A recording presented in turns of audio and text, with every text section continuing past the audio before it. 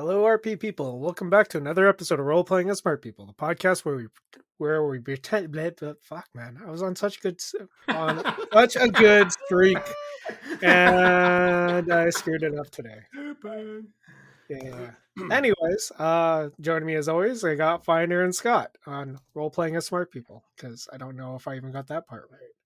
Um, on today's episode, we might talk about a few things depending on the time, but we're going to be talking about how to get inspiration from different medias and also what's just basically just stealing an entire thing and throwing it in. There's no RPG that is coming out that is totally just doing that cough cough, but we'll probably talk about that today. So, to get it all started, Finder, what's your favorite media to go to in order to get inspiration? Um, that's a hard one to answer because it's all over the place. It's TV shows, it's movies, it's books, it's museums. Like the setting I'm working on, that was a started with a visit to a children's museum that was featuring like Africa and the Middle East, and that just got my ideas going on. Oh, you know what? I would love to be able to run a game where there are elephants in battle scenes and stuff, and it just Middle kind Earth. of well, Oh, it's Lord of the Rings, guys. He's making Lord of the no, Rings. you're talking to a guy who does not get into Lord of the Rings. It took me, dude. It took me like 5 times to finish The Hobbit. It took me even longer to finish Fellowship of the Rings, and I totally forgot that there's even elephants in the Middle Earth battle scenes. Technically elephants, but yeah. What do you mean, the books or the movies? Because the books are boring as fuck. Yeah, I said it. Well, as someone who's read the books, The Hobbit, I found that was easiest to get into, but then again, it's a pretty short book. Yeah. The first one, as long as you skip the first 150 pages, it's usually pretty good.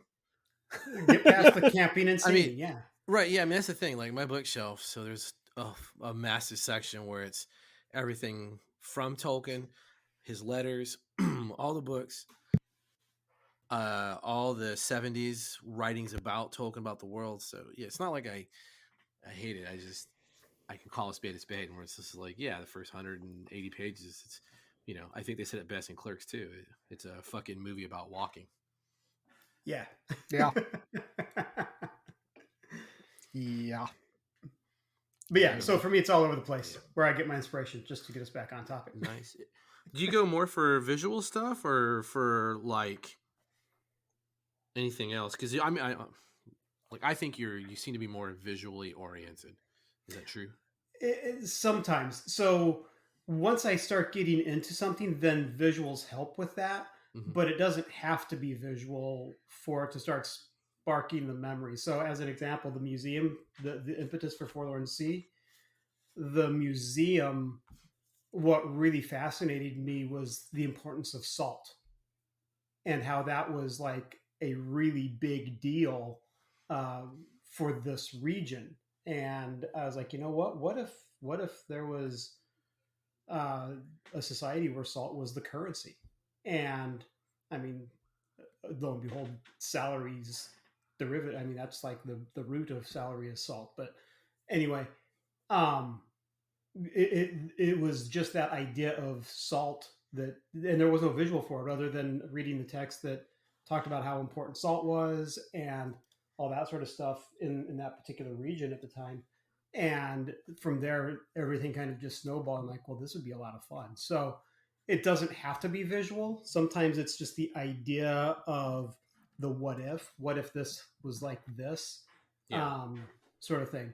And like War Incorporated, the very first setting that I kind of wrote was based off of a conversation I had with my friend where we were talking about work and how it's interesting how much corporate America uses militaristic terms like hostile takeover and how a lot of people they recommend that you read Sun Tzu's Art of War and all that sort of stuff in the business world. And from there, I just that generated the idea behind my War Incorporated setting, which is kind of morphed into a pre-cyberpunk uh, kind of setting. But that was just a conversation. So there's no visual at all for that one. That was just me having to come up with, oh, you know what? I have all these different connections that I can make um, for that particular setting. So visuals oftentimes have a stronger impact, but they're not 100% required for the inspiration for me.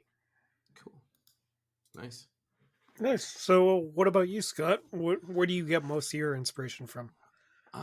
So what are we talking about? I guess are we talking about like a campaign start or writing, like design, like settings and stuff like that? Um, Because I think hmm. those are the same, maybe.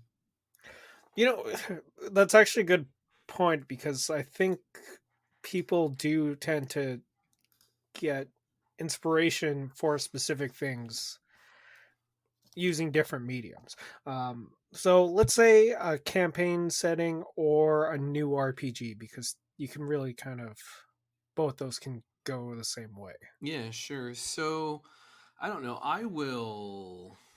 It's something I'll catch my eye, or I'll realize, again in the hubris, I'll realize that there's a genre that isn't really doing what I want it to do, and that tends to be the impetus. Like the new setting that I'm working on is there's nothing that does it. There's a lot of things that think they do it, but it just doesn't do it. I know it's real mysterious, but we're just because we're play testing it and we're doing that. But that's why I started designing that. And like Task Force Raven, there was the SCP stuff, but that's not really the same as Raven. It's just felt a little different. And with Raven, it started out with what would Delta shooters or Navy SEALs do against Strad von Zarovich, and then it just proceeded from there. So that's kind of how it usually falls out. OSNR, I wanted magic to feel visceral and like it mattered, because in most games, magic just doesn't matter. It could be a fucking dagger, really, for most role playing systems. There's nothing special about magic, which I think why a lot of people like Symbaroum, because it makes magic also matter, and it gives it the flavor that most people can't or won't, but it also has meaning of when you cast a spell and how you cast a spell, and learning spells is dangerous. So yeah, and then again for Neon Blood, I wanted to be able to capture a cyberpunk setting, and I wanted to do a couple of very specific things, and so I ended up building an entire role-playing game around it. And that's how do you represent the fast-paced nature of a frenetic gunfight on top of someone being able to hack, and how do you make that matter and make decisions count for the players that are in the middle of the shit. And that's it. That's how I get the ideas for creating a new setting and stuff. And then from there, we can talk about that in another portion of this. And so, Nice. yeah. And so what made you, so you, yeah, there's no way of saying it. I'll sound like a dick. You don't create anything. No, you know what I'm saying? Like you haven't written anything, Santis, but you're running Rippers. So Yeah. what made you want to run Rippers? Because what was the impetus for that? Well, and like You do create stuff, to be fair. People just don't know about it. yeah, So and I don't yeah, tend yeah, I yeah. tend to kind of no, I know what you mean. I know what you mean. Yeah. Well, we see a lot of it. yeah, I know. The No, it's world good. It's doesn't. good. Yeah. Although I got one that I think anyways. Mm. Well, I, where it sounds weird, but like when I came up with when I came up with my Rippers campaign, in reality, the reason why I wanted to play it, like wanted to run it, is because it just looked fun.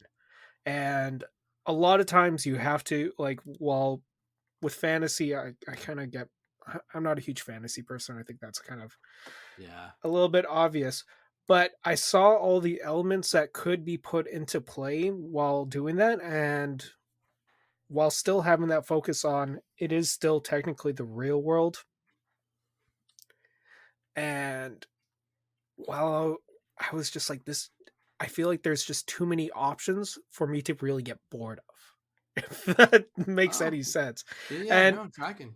but how I kind of come up with my own stuff. Like I wish I could say it was like TV, like media, like movies and TV, but To be honest, most of the time it's just from like talking to people. And I really wish I could say that I get most of my ideas from media, but it's usually in conversations where someone will say something and something kind of clicks in my brain.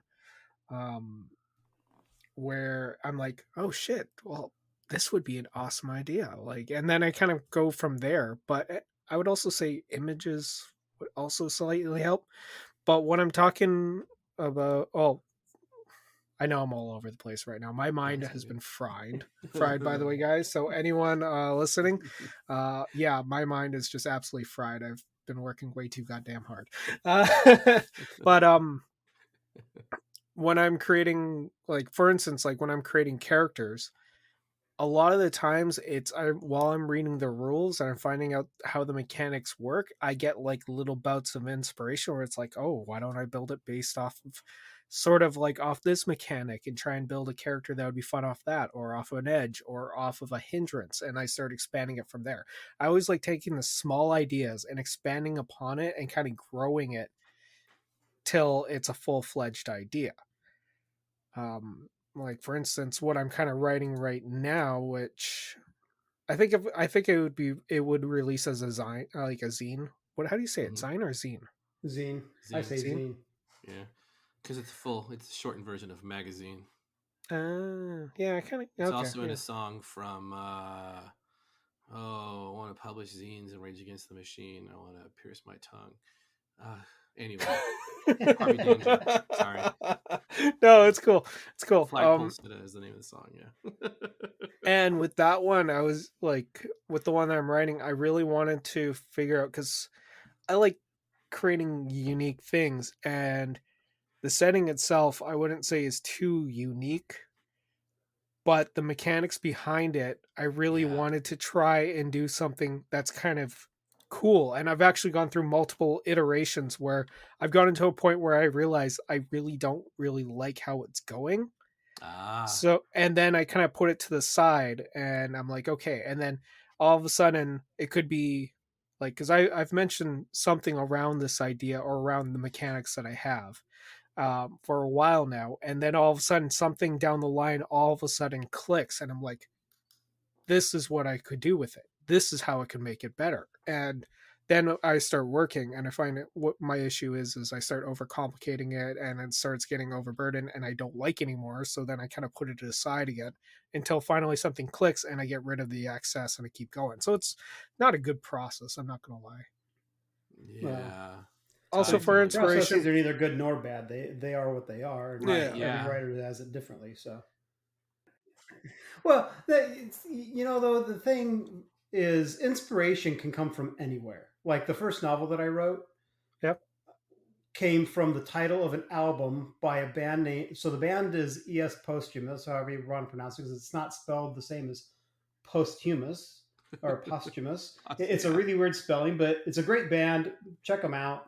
But they have an album called Cartographer, and that album title just sent my mind like reeling with ideas, and an entire novel came out of that, just that title of that album. That's cool. And so inspiration can come from anywhere. But one of the things that I think we may need to talk about is what's the difference between conversion versus inspiration versus derivative works. Because Ooh. because to me they're all kind of in the same sandbox, but they're also the difference between a retelling and a reimagining of a story. Right? So like I can retell a Grimm's fairy tale, or I can reimagine the entire thing. Like The Child Thief by Brahms. Mm-hmm. Or that's the guy's name, right? Brahms, Brahms. Yeah, I think so. Yeah. Anyway, he wrote the book called The Child Thief, which is a reimagining of Peter Pan. And unless you knew that, you wouldn't know, right? I Right, mean, yeah. and then you've got The Graveyard Book by Neil Gaiman, which is also, that's closer to being a retelling, but it's still technically a reimagining. But then you've got other stories where you've got like a true retelling of a fairy tale that's slightly different from what you hear as a child, sort of thing. So So for our listeners out there, because I totally understand what all three of the ones are and how different they are, what are the differences between conversion, inspiration, and derivative works? Who are you asking? You brought it up, Finder. So Okay, so for me, I see a lot of people that want to convert. Oh, there's this game. I want to convert it to Savage Worlds, or I want to convert it to D&D. I want to do this, right? Yeah. yeah, you see that a lot. We Yeah, just saw it this and weekend on the Facebook group for Savage Worlds. yes. Yeah. Well, Yes. and then yeah, and that's the thing is people want, we get this game system, and I do the same thing. Like Aeon Trinity from White Wolf, now called just Trinity or Aeon Continuum or something like that, Yeah. from Onyx Path. When I first read that game, the setting fascinated me. I'm like, this is really cool. There's stuff that I disagree with in the design. Um, there are things that I can't logically follow. I think that they like didn't think things completely through, especially in light of the Aberrant Wars. But anyway, that aside, after playing that, I wanted to do it in Savage Worlds because I love the setting enough that I wanted to convert it. So I took the entire setting and I just moved it over to a Savage Worlds rule set, which to me is fairly easy. It's amazing how many people find that difficult, but Well, we can pretty talk easy. about why, right? Well, yeah, because they want to convert every little aspect of it rather than just one to one. yeah, Yep. and you don't need to. It's like you know what the world looks, you know what the world looks like, how it's supposed to feel. Just run with that. Yep. Inspiration to me is like what we've been talking about. I take this idea and it spins up its a whole new idea in and of itself. It is its own thing. It may have seeds from the original inspiration, but it's not that thing, nor is it a conversion of that thing. And then Yeah. derivative works would be like Big Apple Sewer Samurais Yeah. for Yep. Savage Worlds, Yeah. where it's basically you take Teenage Mutant Ninja Turtles, you file the serial numbers off, and you rechange the title, and you've now got this derivative work that's based on another work that's out there, but we don't have the rights to that. Right. So they just want to kind of benefit off of it without actually having to pay any licensing fee. Yeah, Well, yeah. well, yeah, but I mean, sometimes you can't get that licensing fee because some companies Exactly. are just defunct or they're myopic and they just don't understand.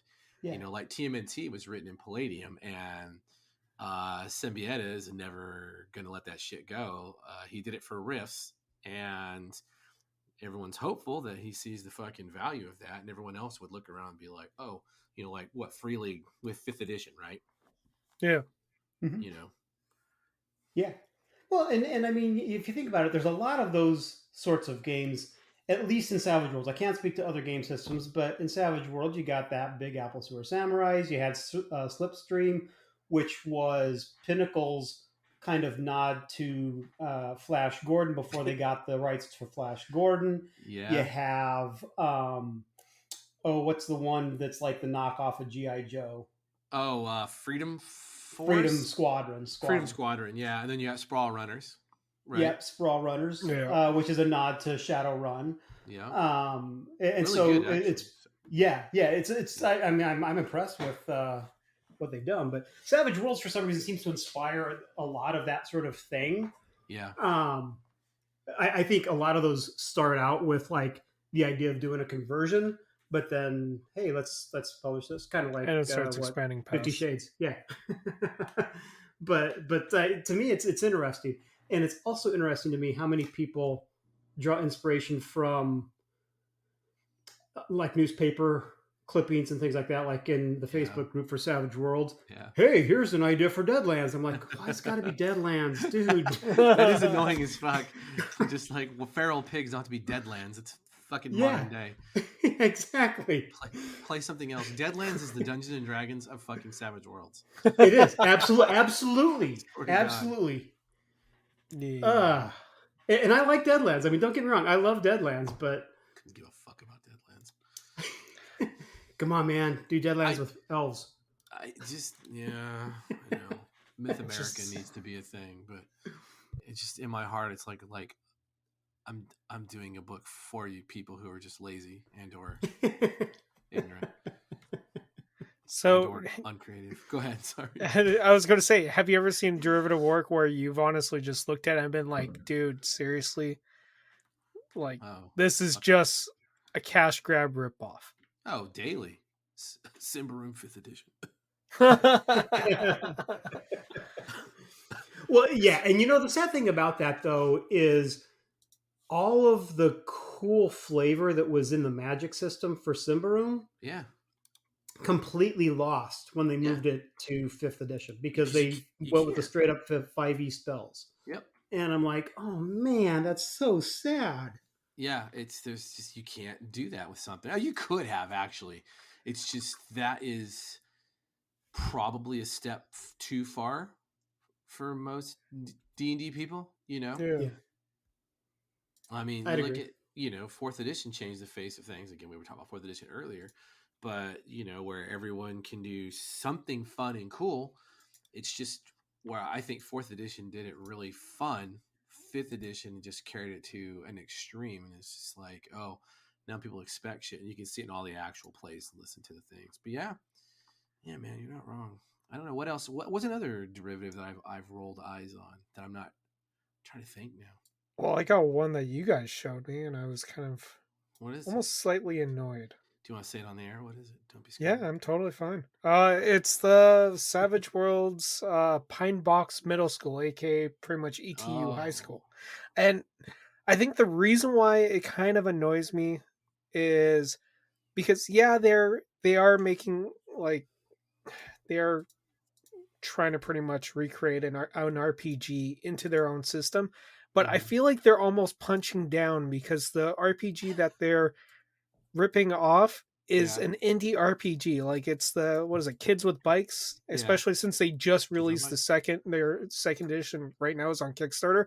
And I'm Yeah. kind of looking at that. I was like, I almost feel like it almost feels dirty to me because if it was ripping off something of a company that has a lot of money or something like that, I'm totally like, whatever. It's not going to affect their bottom line. But when you're messing with a small indie, it just kind of leaves a bad taste in my mouth.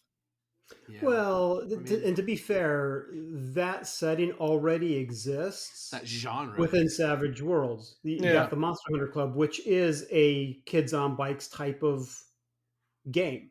Yep. Yeah. And so the sad thing is what they've done now is they've put it into their ETU universe as like the kids that would eventually end up going to ETU, it seems like. And the sad thing is Pinnacle will do a lot better with that setting, Yep. which will take sales away from Monster Hunter Club, which a lot of people love. I mean, I read things on the Facebook group quite often about Monster Hunter Club. Yeah. I And just so ordered it's it, sad actually. that, yeah, you just did what? I'm sorry. I stepped over you. I just ordered the physical copies and stuff of it. Oh, cool. I was listening to an actual play, and the GM was a first time GM, but she runs a really good fucking game. It's just like, what Nice. witchcraft is this? I'm trying to fall asleep to some boring shit. This is amazing. Her game was really good. Her shit's on Who's point. the GM? Who's the GM? let Give me- a shout out to him. Yeah, let me pull her name up. I didn't even think about that, and I don't want to fuck it up. But what caught my ear was she was like, "Hey, it's first time GMing," and then her players were awesome. They were talking about, "Oh no, don't worry about it." And it was their first time kind of going through it. And Candace the Magnificent is what it's listed as, and she Carl Kiesler knows her because she mentions that in the video. That's what caught my ear, and I kind of was like, "Oh, hold on now." Someone who Carl's interacted with, or she's played at Carl's table. I don't really fully know, but yeah, she runs a really good game. The channel is if you want to do that, it's Todd Moonbounce. If you just Google Monster Hunters Club Savage Worlds, it's like sadly it's the only actual play that exists. But they did quite a few sessions. That's cool. Yeah. Yeah, see, I never bought the game because that setting because it never interested me. But that would be another derivative because that's also kind of a nod to Stranger Things. That's when it came out after like the first season of Stranger Things. Yeah. Yeah, of course. Here's what I'm looking for. Oh yeah. So Monster Hunter Club came out a year after Kids on Bikes. Oh, so that was probably their own derivative work. Well, Well, to be no, fair, you what know, Rich no. said is Stranger Things, the whole idea of middle school children solving shit is just Not necessarily new, and I think it it's was yeah, close enough to the yeah, release of Stranger Things for you to really kind of give it that, Yeah.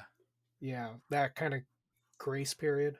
yeah, yeah. So in other 100%. words, Savage Worlds is not only, or Pinnacle is not only stealing from one of their own creators, Oh my it's also God. stealing from an original, They're not like stealing from. from anything. They're not stealing. No, I know, They're I know, stealing. I know. I'm just being a dick now. Come on. I think it'd be a really cool setting just because it's Pinnacle doing it, and they just have a panache when they do. Yeah.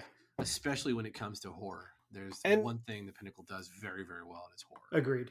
And to be fair, they usually like to put a nice little twist in every single one of their settings. Yeah. Yeah, Yeah. so I shouldn't be so negative about it Right. because I do know, like, Yeah. But the sad thing is, though, I mean, like, if Monster Hunter Club were to kickstart now, they would probably pull in somewhere between $2,000 to $5,000. A really good one may pull in. Well, and I shouldn't say good because there's a lot of really good settings that don't do this. Yeah. But a really successful Kickstarter, we'll put it that way, for a Savage World setting that is not by Pinnacle, I think the most I've ever seen has come close to 10,000. Yeah. Pinnacle's Yeah. lowest is always in the 20, 30,000 range. Yeah. That's their lowest Yep. that I've seen. oh, shit. And Well, so that's the sad thing is, like, I wish more people would get behind some of the aces that publish stuff, because there's some really cool stuff that comes out, but because it's not Peg, they don't get the love. yeah. Yeah. Well, just something a little interesting because I was looking up with the Kids on Bikes second edition being on Kickstarter, they've currently raised 123,000.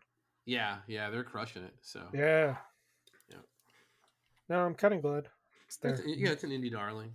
So it's Oh, like yeah. there's a new Apocalypse World game that's on right now, and I don't know how it's doing, but I assume it'll skyrocket fund. Well, what system does Kids on Bike use? Bikes. Is it- Is it its own system? Yeah, that's I what I can't remember. thought too, but I could be wrong. I've never played it, so I have no zero interest in playing Kids on Bikes.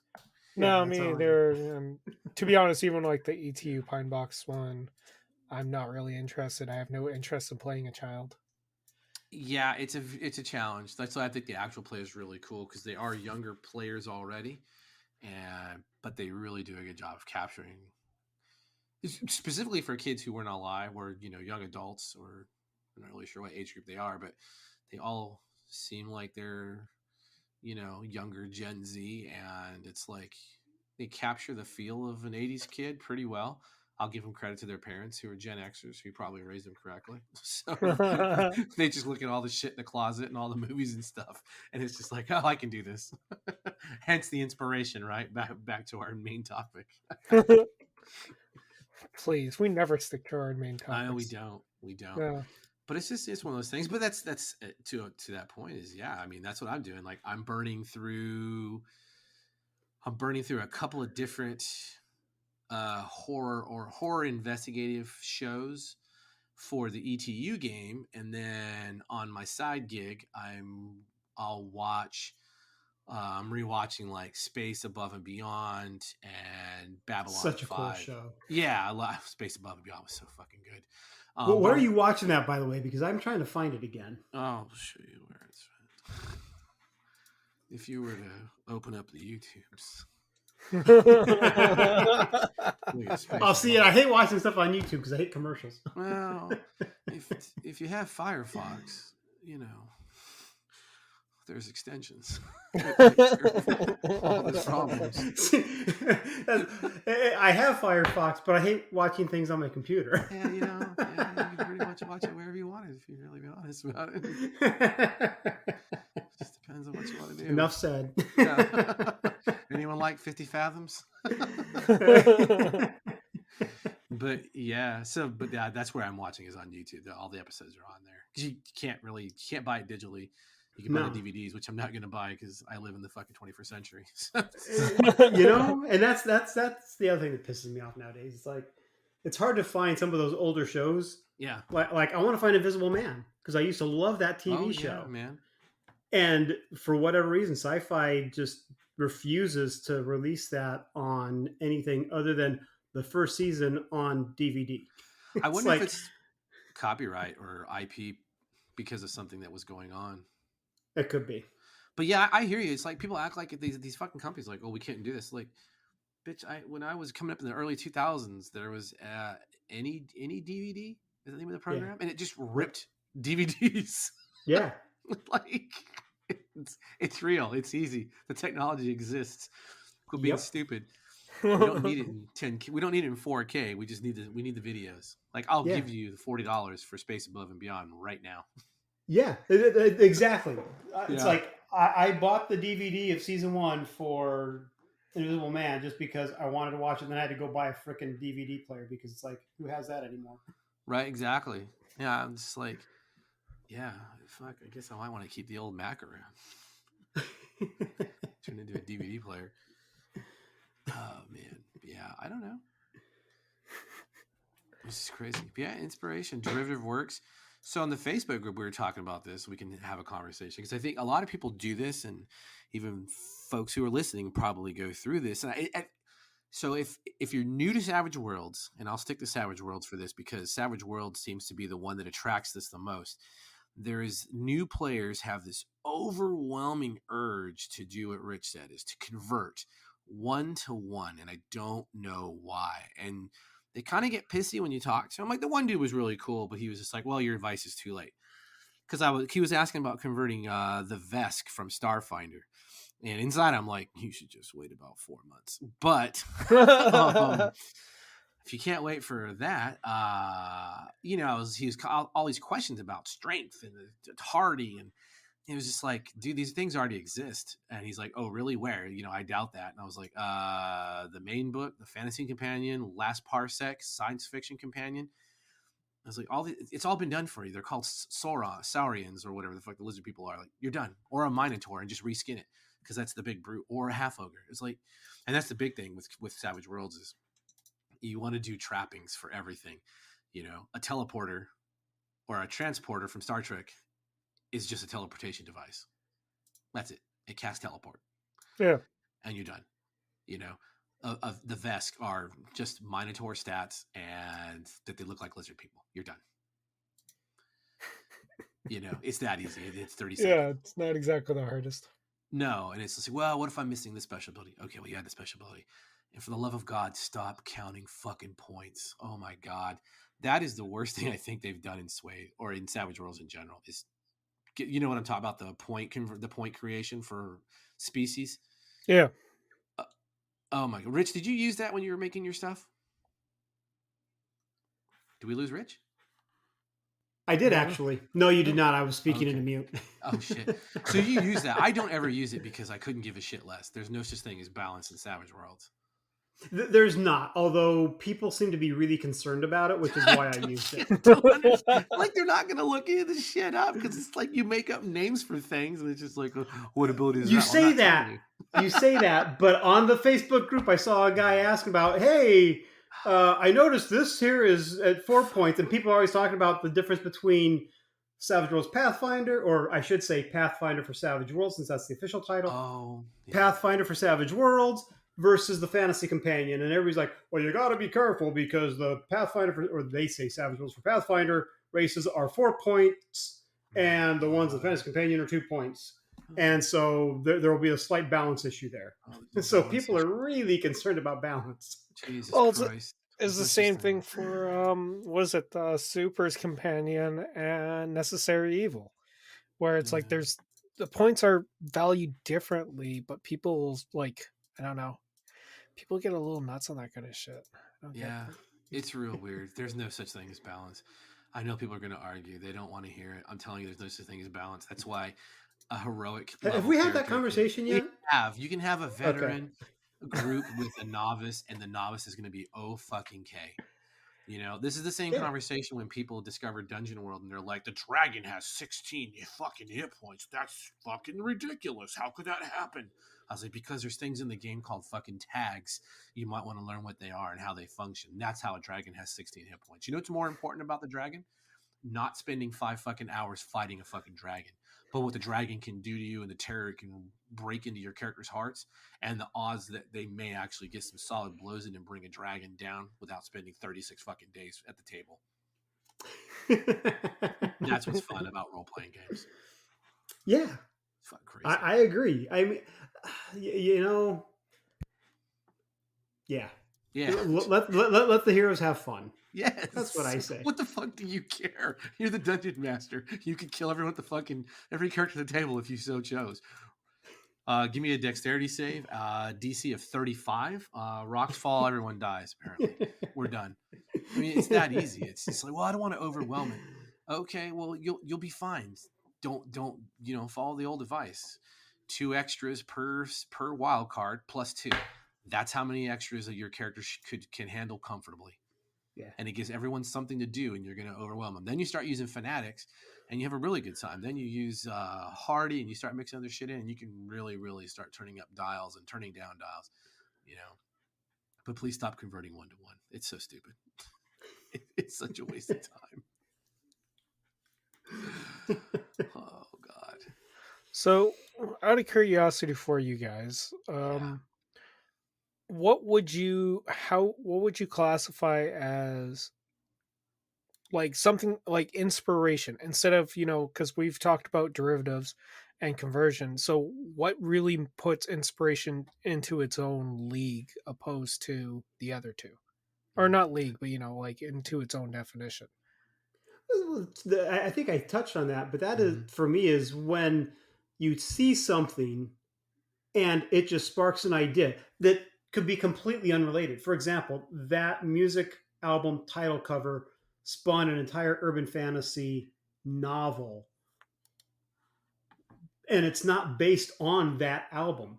All it was that one word, cartographer, that generated all these other ideas about a story in general. For like Dot on the Discord, she talked about images for her. Mm-hmm. That image cannot derive anything other than it sparks ideas in her head that she then presents.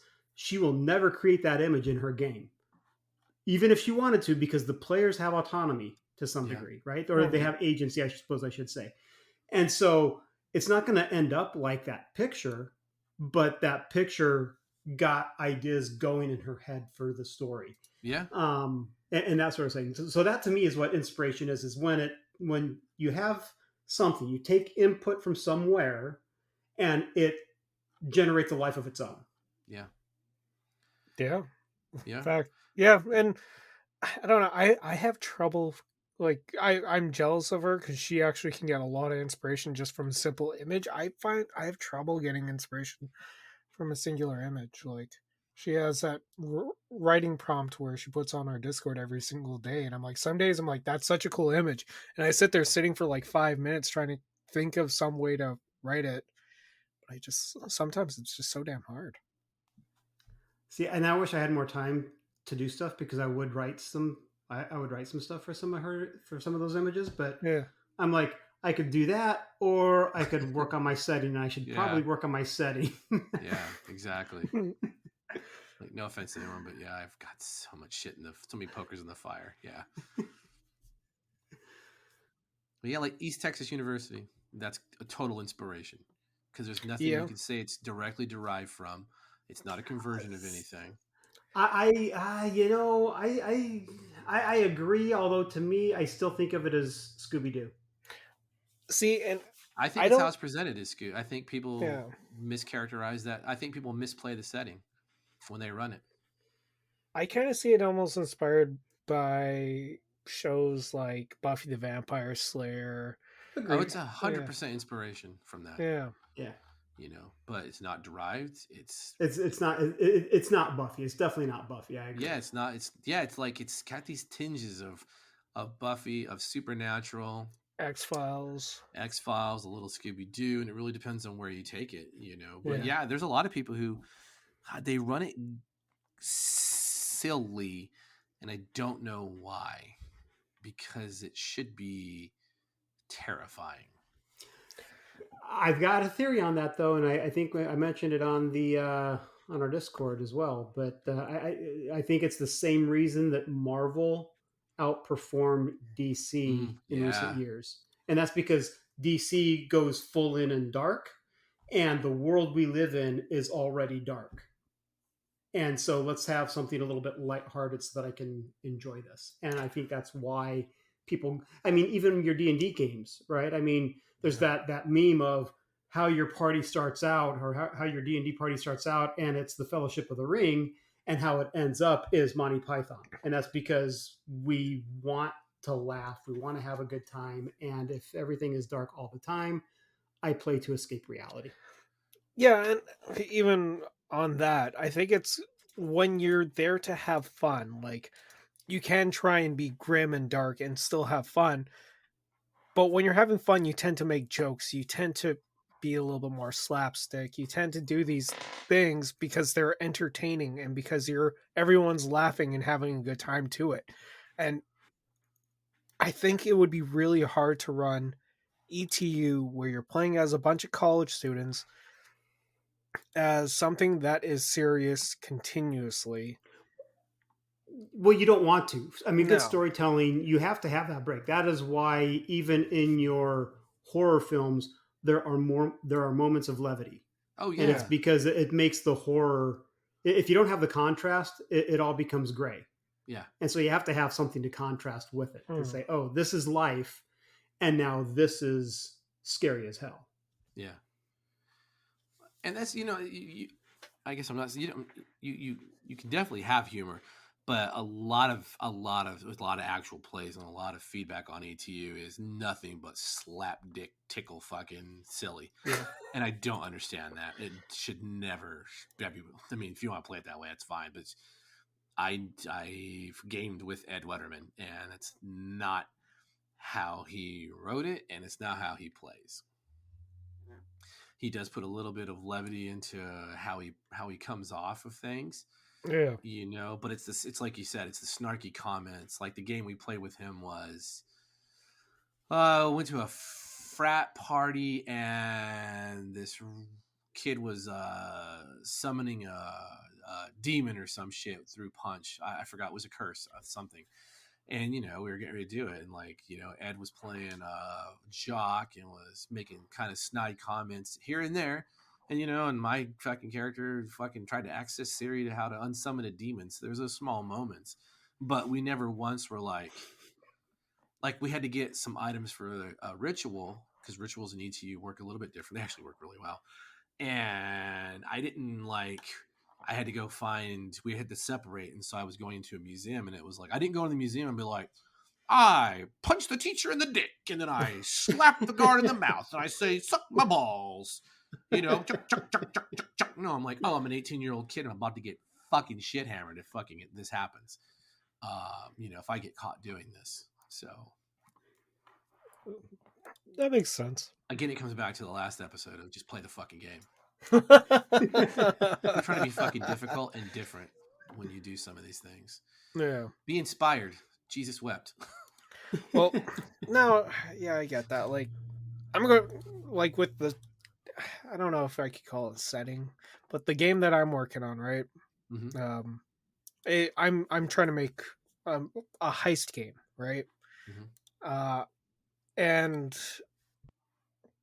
I, even in my mind thinking about it, I'm like, I'm not trying to make this to be a game where it's like, oh, funny hijinks, where it's like, you just pull off the most zany kind of stunts, like Disney style with Acme.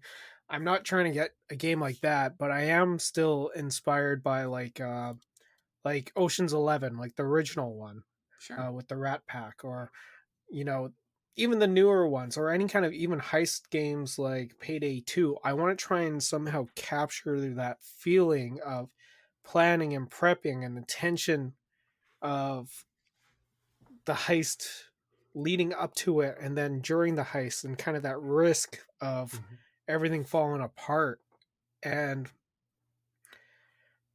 I'm like just listening to you guys talk, especially with making it like, you know, how a lot of people make things slapstick. I'm just like, would mine end up turning into something like that? I don't know. It's the I players. think it depends. Yeah, Yeah. I agree. It depends on the players. Huh. Yeah, like I Now, wouldn't I do will it. say, oh, go ahead. Go ahead. No, go ahead. I was just gonna say one area. It seems like what I find a lot is conversion and derivatives happen mostly for settings. Mostly. That's not to say Yeah. that's exclusively, Yeah. but I think where inspiration comes into play most frequently for RPGs is in adventures, because you may see something that there may be a scene in a TV show or in a movie. You're like, oh, that would be so cool to play out in a game, and then you develop an entire adventure around being able to do that one aspect of that show. So you're not recreating that entire show. Yeah. You just want to have this one puzzle or this one scene where this thing happens. And I think that was like the other Scott on Discord talked about how most of his inspiration comes from, I think it was like TV and movies, but it was around adventures. And that to me makes sense, is Mhm. a lot of times the inspiration is for an adventure, whereas the conversion and derivatives are more for the setting.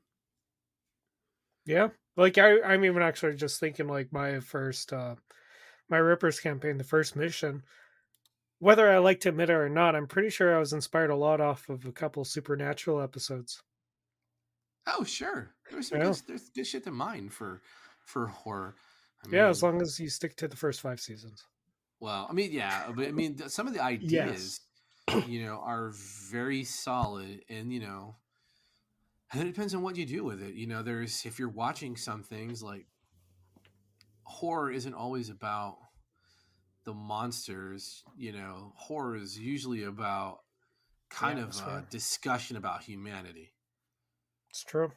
And that's why it's fun to throw shit in there. And like with ETU, we're doing like the good thing about ETU is we're going to do kind of how it's presented, but then we're not just going to do that because I have tons of you guys saw your fucking freshman schedule. There's so many fucking things that I have planned for you guys, Yeah. and it's just a lot of those are never straightforward. It's just you're college kids, and you're going to have to answer some hard questions about what the shit you're experiencing. And mostly it's just to see how everyone handles at the table because you all have a different role playing style. And I'm genuinely curious. And I've been getting a lot of inspiration from some of the stuff that I'm consuming. And it's just like, oh, cool. There's a general idea and I wonder how they would handle it. And here's how I would have to do it for ET to make it make sense in the setting. Well, and the one thing that I think is difficult here is, and speaking specifically about ETU, is my entire RPG background is there is a monster and you fight it and you defeat it immediately.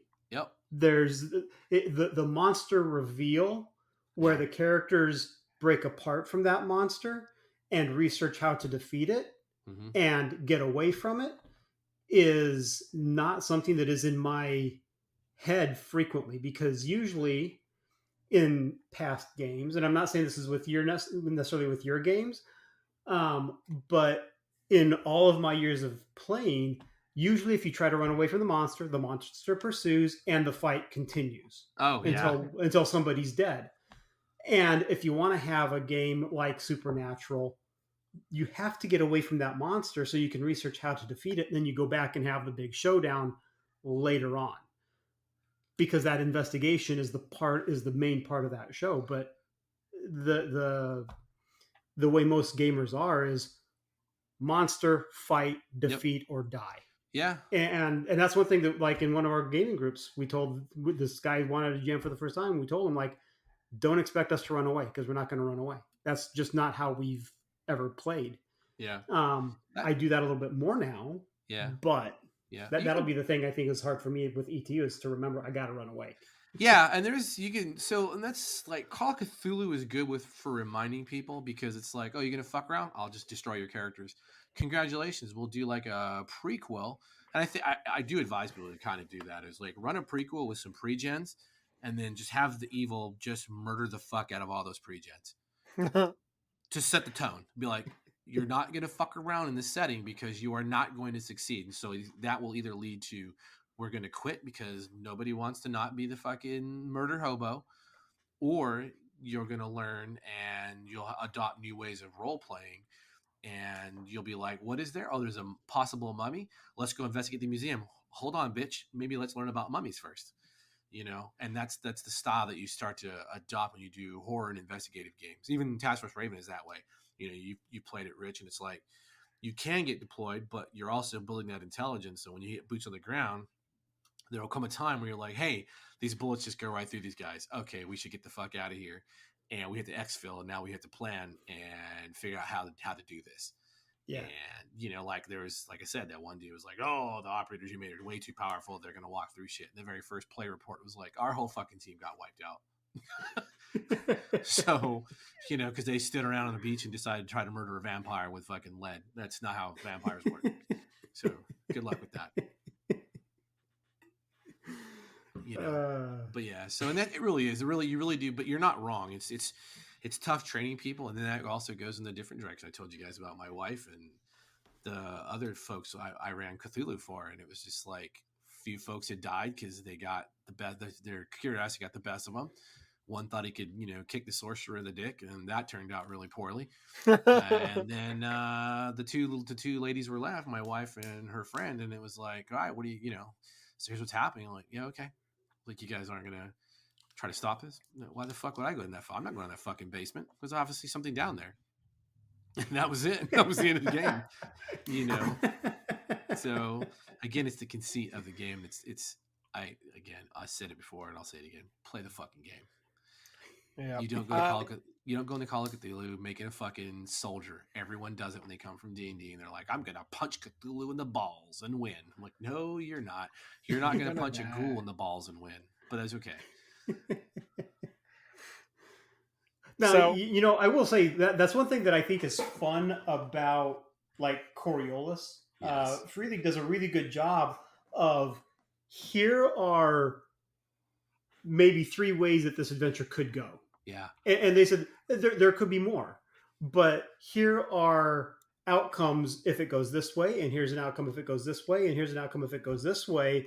And make sure that your players find out about how these things play out. Like if they decide, like in that Call of Cthulhu game, there would have been a blurb in there that says, if they decide not to go in the basement, then this happens. And you make sure the players know that, because that is the result of you. Now, all these, there's 100 people who are dead now because you didn't go in and try and stop this thing. Yeah, that's whatever. That's definitely in the books. It tells you like, hey, if cool. sit around and fuck off, then here's what happens. And a lot of it is, unfortunately, if they sit around and do nothing, then the events go down like they're supposed to, and everyone dies. Yeah. Because you're dealing with fallen gods and shit. Exactly. But yeah, man. And then and it's not to railroad people either. It's not like, oh, you have to investigate, but it's just like, again, the conceit of the game is you're going to go and make bad decisions, just like a horror movie. Yeah. ETU, you guys are going to have to make really dumb fucking decisions as teenage kids. And if anyone has listened to the last episode, we've made a few. Oh, nothing like the one that happened last week. I'm actually afraid my character is going to die at the beginning of the next episode. I mean, it's completely on you guys. You know that, like you guys kind of fucked around and found out. Yeah, like, I just want to make sure that guy's okay. I don't know if he's alive or not. I mean, I don't. Yeah, but that's the conceit of the game. Is like, I know, and you guys know too. There'll be weird shit because ideally you'd be like, okay, after this all goes down and we this scenario ends, the realistic thing to do is be like, fuck this school. I'm going the fuck back home. I'm going back to Canada. Right, but you're not. You're all going to continue as students at East Texas University. You're going to continue to experience the supernatural because it's against our, yeah, better judgment. Yeah, 100%. And again, and for players, back on the topic of inspiration, if you're playing in a game like fantasy is so easy, right? That's fucking easy. You can watch Lord of the Rings and be like, oh, they're my inspiration. But like, if you're playing a horror game, watch some horror movies. Get an idea of like, oh, don't just sit there and be like, that was fucking stupid. Yes, 100%. Yes, but also watch really good horror movies to be like, oh, this is creepy, and I see the response written in like, and if you're a GM, definitely watch it. Like Witch is a solid movie. It's a horror movie, and at the end, by the time it starts ramping up, you're just like, those fucking little kids are talking to fucking Black Phillip, who's a goddamn goat, and I'm pretty convinced Black Phillip is the devil. Which movie is this? Witch. Witch? Okay, I wasn't too sure if you were just saying witch or no, a witch. With the 2 V's for the W, like as it should be. Yeah, really good, really good. Terrifying, goddamn. Well, not terrifying like Exorcist terrifying, but like when you let yourself get soaked into it, you're just like, this is unsettling. Maybe I'll take a look. I'm having trouble finding some horror movies for this season, so yeah, there you go. Take a look at that. Do that like Coriolis. If I were to play Coriolis, I've already got a little kind of like a playlist ready to go for movies and TV shows. Oh, it has that Anna Taylor-Joy lady in it. She creeps me out. Well, get ready.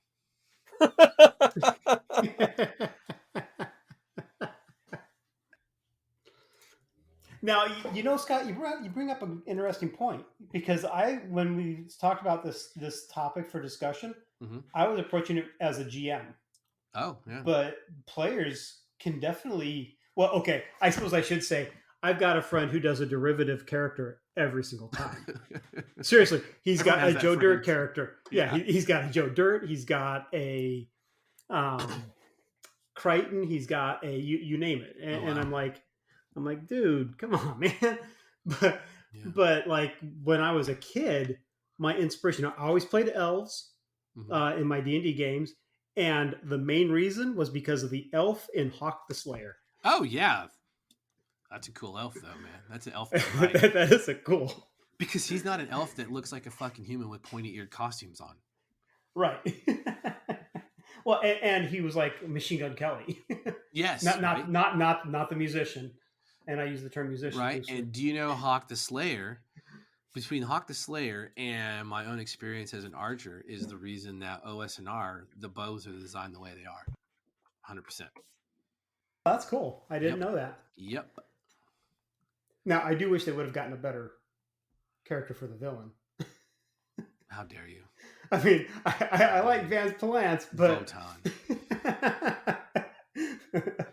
That was back in the age when you could just say shit that you may have picked up from mythology somewhere, and most people were fucking, room temperature IQ, and they're not going to know. Now it's just like everyone fucking 3 minutes on Wikipedia, and everyone's a goddamn genius. Oh, that name sounds familiar. Google. Oh, you stole this. I'm not playing this game. Voltaire infiltrates his father's castle and demands the key to the ancient. See, I just read the wiki, and I know. You got to see the movie Hawk the Slayer. It's on Tubi for free. Yeah, dude, Hawk the Slayer is so good. So good. And that's probably nostalgia talking. No, I just watched it not too long ago. Oh, did you? Yeah, I was going to run a fantasy game, and I was like, I want to watch Hawk the Slayer again because this is the fucking fantasy. Because it's what I loved about that movie was like the forest had spider webs all over the place. Yeah.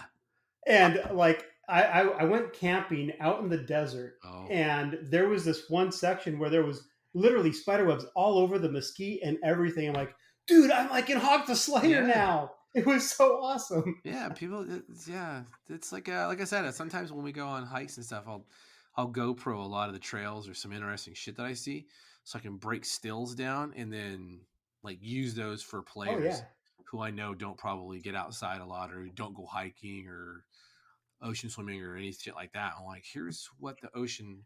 If you've never been out in the middle of the ocean at like in the middle of the ocean where there is no fucking land for thousands of miles, the ocean is not the same color you think it is. It is the most beautiful of blues, and it's an incredibly difficult color to describe. That's cool. Yes, the ocean is gorgeous. way far away from people. Oh, that's Now, cool. I will say, Scott, just like you, I also have taken pictures of Nice. like there's this rundown house near Ooh. near where I live, Yeah. and I'm like that would be the coolest haunted house. And so I grabbed that picture. Took out my phone, like snapped that. When I was in Nice. Arizona, there were places I'm like, this would be a perfect post-apocalyptic landscape. And so I've got like tons of these barren wasteland areas that I've just taken pictures of for inspiration for my games. And so I guess to go back to the original question, Santa, you should be looking for inspiration everywhere. Yeah. Not just I think we tend to think of like TV and movies and things like that and pictures, but the world around us has a ton of stuff Oh yeah.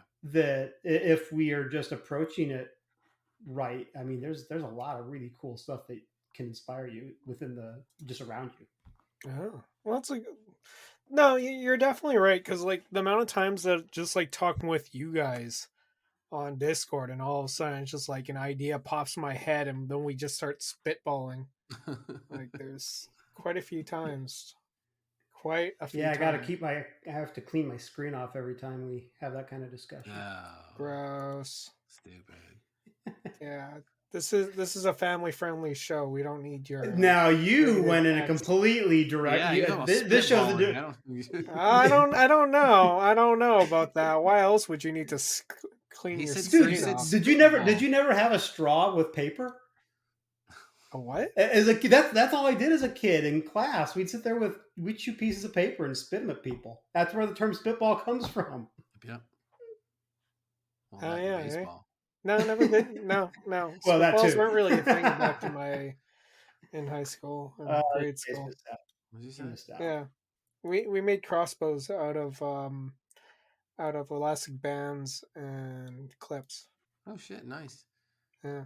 Hey, if we Pinnacle's used listening, to can make- you fix your fucking last parsec link? I emailed you about it. I still can't re-download the core book. It's real fucking handy. I wish they'd fix the kerning on the logo. Oh Jesus! Just Yeah. fix your shit. But anyways, folks, I think No, that's about all the time. Unless you guys got something else. I don't. Yeah. No. But anyways, folks, that's all the time we have for today. I hope you enjoyed this episode. You can either follow us on Twitter if it still exists. You can also hop on our Discord, which the link will be in the description below. Or you can send me an email at rpsmartpeople@gmail.com.